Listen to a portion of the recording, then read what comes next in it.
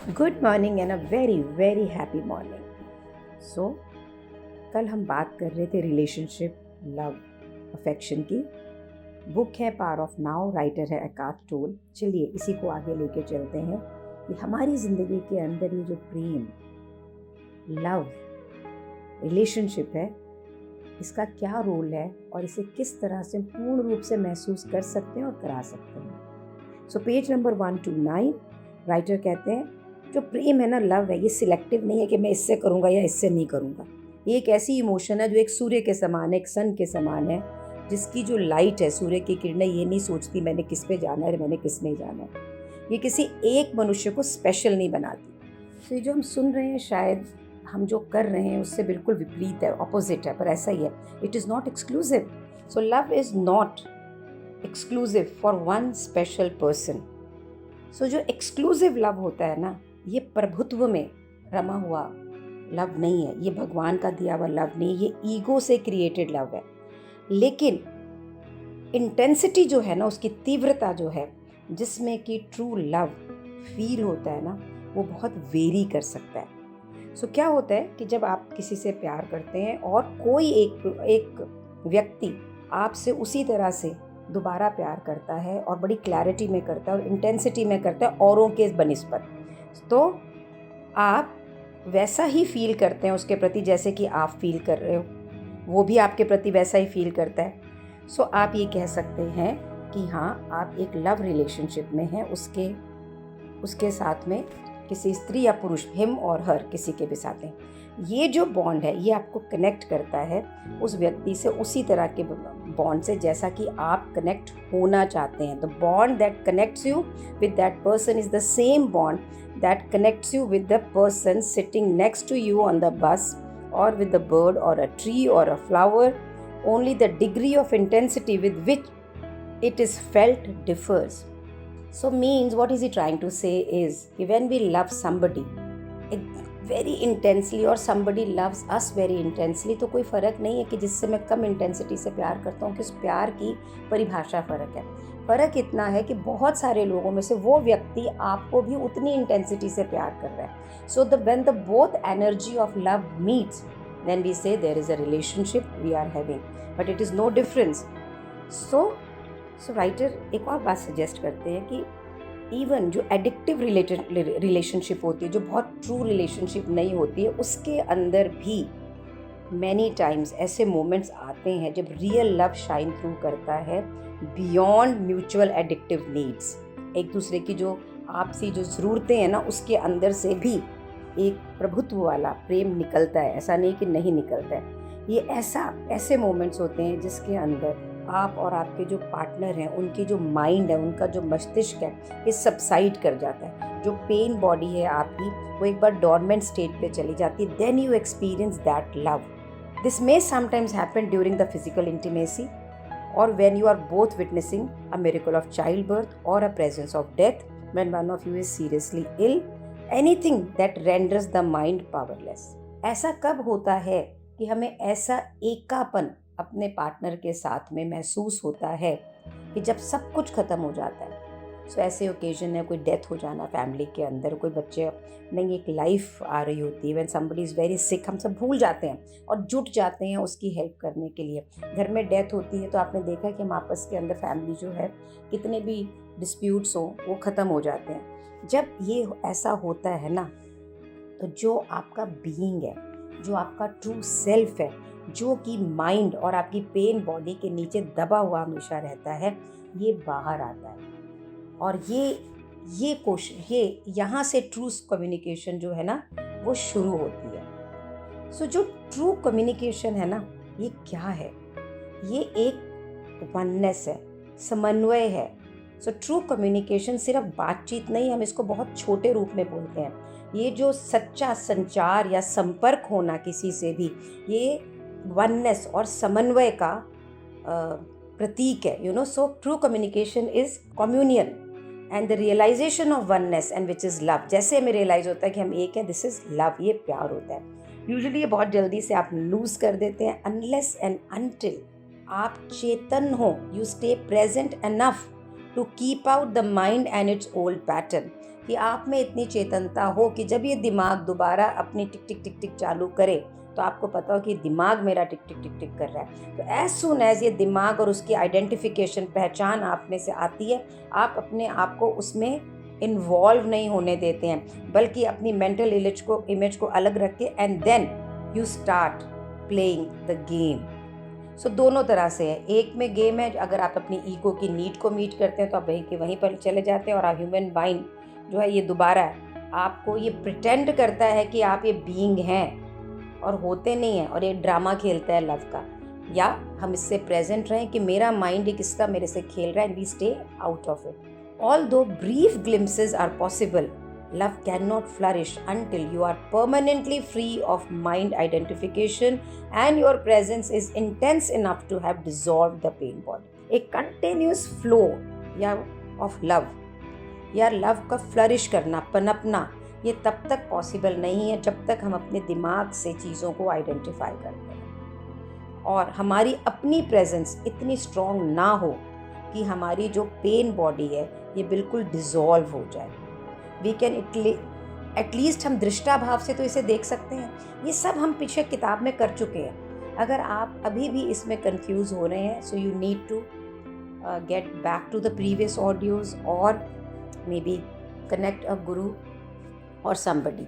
It's better to go through the previous audios. तो दृष्टाभाव से इस पेन बॉडी को देखें। पेन बॉडी को जब आप दृष्टाभाव से देखेंगे तो ये आपको ओवर पावर नहीं कर सकेगी और आपके प्रेम को डिस्ट्रक्ट नहीं कर पाएगी। सो पेज नंबर 130 में राइटर कहते हैं रिलेशनशिप्स एज स्पिरिचुअल प्रैक्टिस, कि ये जो रिलेशनशिप हैं ये हमारी स्पिरिचुअल प्रैक्टिस कैसे बन सकती। सो राइटर का कहना है कि जिस तरह से पॉलिटिकली, सोशली, इकोनॉमिकली जितने भी स्ट्रक्चर्स हैं, संरचनाएं हैं ना, ये ईगो के मोड में आके, दंभ के, अहंकार के मोड में आकर ये बिल्कुल कोलैप्स करती जा रही है। सो मेन एंड विमेन के बीच के जो रिलेशनशिप थे ना, ये भी एक बहुत ही डीप स्टेट ऑफ क्राइसिस में चले जा रहे हैं, जिसमें कि पूरी ह्यूमैनिटी ग्रसित है। जैसे जैसे इंसान ज़्यादा से ज़्यादा अपने दिमाग के साथ अपनी पहचान बनाना चला जाता है, तो कोई भी रिलेशनशिप उसकी बीइंग, उसके सेल्फ में रूटेड नहीं होती। जैसे एक पेड़ जड़ों से रूटेड होता है ना ज़मीन में, ये बीइंग्स में हमारे रिलेशनशिप रूटेड नहीं होते हैं। तो ये क्या होता है, ये एक सोर्स ऑफ पेन बनता है, डोमिनेटेड बाय प्रॉब्लम्स, कॉन्फ्लिक्ट बनता है। सो ऐसा एकार्ट कहते हैं कि मिलियंस, और हमें मालूम है कि करोड़ों लोग इसी तरह से एज अ सिंगल पेरेंट रह रहे हैं, अकेले रह रहे हैं, क्योंकि वो किसी से भी इंटीमेट रिलेशनशिप स्थापित कर ही नहीं पा रहे हैं। क्योंकि जैसे ही वो करते हैं या करना चाहते हैं, वो एक इनसेन ड्रामा शुरू हो जाता है। तो वो चाहते ही नहीं कि ऐसा हमारे साथ में हो। कुछ जो है वो रिलेशनशिप करते हैं और प्लेजर और पेन के साइकिल के अंदर दुख और सुख में चलते चले जाते हैं। और कई लोग इसलिए जाते हैं कि एक एल्यूसिव गोल ऑफ फुलफिलमेंट, कि उनको लगता है कि ये मुझे कुछ यहाँ से मिल जाएगा, ये जो ऑपोजिट एनर्जी की जो पोलैरिटी है, इसमें से मुझे कुछ मिलेगा। कुछ कॉम्प्रोमाइज़ करते हैं और एक ऐसे रिलेशनशिप में पूरी ज़िंदगी निकाल देते हैं जो डायसफंक्शनल होती है। उसके अंदर इतनी नेगेटिविटी प्रिवेल कर रही होती है, लेकिन बच्चे होते हैं, सिक्योरिटी होती हैं, कुछ आदतन भी होता है कि कहाँ जाऊँ, फियर ऑफ बीइंग अलोन भी होता है, और बहुत सारे एक म्यूचुअली बेनिफिट अग्रीमेंट करके भी और अरेंजमेंट करके भी पूरी ज़िंदगी एक नेगेटिव रिलेशनशिप में निकाल देते हैं। Unconscious addiction to excitement of emotional drama and pain भी आपको एक रिलेशनशिप में रखता है। मैंने बहुत लोगों को देखा है कि they will not divorce because वो ड्रामा है, चाहे वो कैसा भी हो। वो बोलते हैं कि मैं डिवोर्स नहीं दूंगा, मैं पकड़े रहूँगा, और खुद भी दुख पाते हैं, दूसरे से भी दुख पाते हैं। मैं डिवोर्स को यहाँ पे प्रमोट नहीं कर रही हूँ, मैं आपको बता रही हूँ कि वो इंजॉय करते हैं इस इमोशनल ड्रामा को। लेकिन however, every crisis represents not only danger but also an opportunity. So creativity से पहले क्योस होता ही है। तो यहाँ पे उसी चीज़ को बढ़ाते हुए एकार्ट पेज नंबर 131 में बोलते हैं कि कोई भी क्राइसिस या डेंजर एक अपॉर्चुनिटी ज़रूर लेके आता। तो उनका एक ऑफ़र है कि अगर कोई भी रिलेशनशिप आपकी ईगो माइंड के पैटर्न को एनर्जाइज कर रहा है, मैग्नीफाई कर रहा है, बड़ा कर रहा है, आपकी पेन बॉडी को एक्टिवेट कर रहा है, और वो इस समय कर रहा है, तो आप और मैं क्यों नहीं इस सच्चाई को एक्सेप्ट कर ले कि भाई मैं ऐसा हो रहा है, भागे नहीं इससे कि हाँ भाई मेरी रिलेशनशिप के अंदर मैं ये ऐसा है ऐसा है ऐसा है ऐसा है। ओके, जैसा है, क्यों नहीं है इसमें, किस लिए नहीं है? Can we take this relationship as it is? Why not cooperate with it? कि हम इसके सहायक बन जाए instead of avoiding the relationship and continuing the process of phantom of an ideal partner as an answer to your problem और means of feeling fulfilled. कि हम देखें कि नहीं ये ऐसे हो जाएगी तो मेरे लिए आइडियल है, ये वैसे हो जाएगा तो मेरे लिए आइडियल है। तो क्यों ना हम कोऑपरेट करें, अवॉइड ना करें, परस्यू ना करें। ये जो भूतियापना है ना कि भूत की तरह पीछे पड़े कि मुझे एक आइडियल पार्टनर मिलेगा और उसी से मैं फुलफिल्ड होऊंगा। Can we just take it and cooperate with it कि जो है जैसा है। हर क्राइसिस में, चाहे वो रिलेशनशिप की है, पैसे की, आपकी ज़िंदगी के किसी भी कोने में है, ये मैं आपको बता दूं, उसके अंदर एक अपॉर्चुनिटी ज़रूर छुपी हुई है। क्राइसिस कभी भी अपने आप मैनिफेस्ट नहीं होते हैं जब तक कि हम किसी भी सच्चाई को जान के उसको एक्नॉलेज करें और फुल्ली उसे एक्सेप्ट कर लें।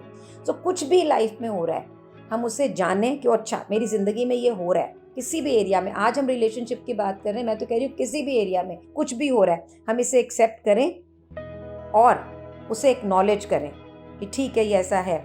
जब तक हम इसे डिनाई करते रहेंगे, इसको मना करते रहेंगे, हम इससे भागते रहेंगे और ये सोचेंगे कि मैं कल्पना करता हूँ, विश करता हूँ कि कुछ डिफरेंट हो जाए, ऐसे में कभी भी कोई अपॉर्चुनिटी आपके सामने नहीं आएगी, कोई भी विंडो ऑफ अपॉर्चुनिटी नहीं खुलेगी और आप हमेशा इसके अंदर ट्रैप रहेंगे, इस सिचुएशन के अंदर। और ये सिचुएशन और ख़राब होती चली जाएगी, ये डिटेरोरेट करेगी ही करेगी। With the acknowledgement and acceptance of the fact कि हाँ ये ऐसा है, also comes the degree of freedom from them. हम कहते हैं ओके हमें इससे आज़ादी मिलती है, करके देखिए मिलेगी। और एन एग्जाम्पल है कि आपको ये मालूम पड़ा कि मेरी यहाँ पर डिसहार्मनी है, मैं यहाँ पर तालमेल नहीं है हमारा।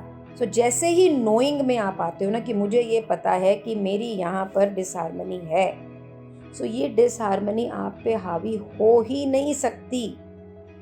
ये एक न्यू फैक्टर लाएगी। जब आपको ये मालूम है कि you are not at peace, मेरे को शांति नहीं है, जैसे आपको पता लगता है मुझे शांति नहीं है, come in terms with that, okay मुझे शांति नहीं है, ये एक शांति का स्पेस आपके लिए क्रिएट करेगा और वहाँ पर आपको एक लविंग टेंडर एम्ब्रेस मिलेगी और फिर आपका जो ये नॉन पीस है ये ट्रांसम्यूट होके ख़त्म होके पीस में बदलेगा, शांति में बदलेगा। जहाँ तक आपकी अंदर की ट्रांसफॉर्मेशन का कंसर्न है ना, आप इसके बारे में कुछ नहीं कर सकते हैं, आप अपने आप को ट्रांसफॉर्म नहीं कर सकते हैं और ना ही आप अपने किसी पार्टनर को ट्रांसफॉर्म कर सकते हैं। आप क्या कर सकते हैं? आप सिर्फ एक ऐसी स्पेस क्रिएट कर सकते हैं जिस स्पेस में ट्रांसफॉर्मेशन हो सकती है और ग्रेस और प्यार और अपनत्व आ सकता है। तो ये स्पेस क्रिएट करना हमारे लिए है। सो कैसे क्रिएट होगी?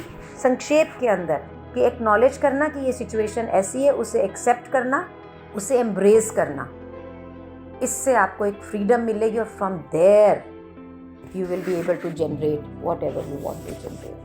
Thank you for being in my life.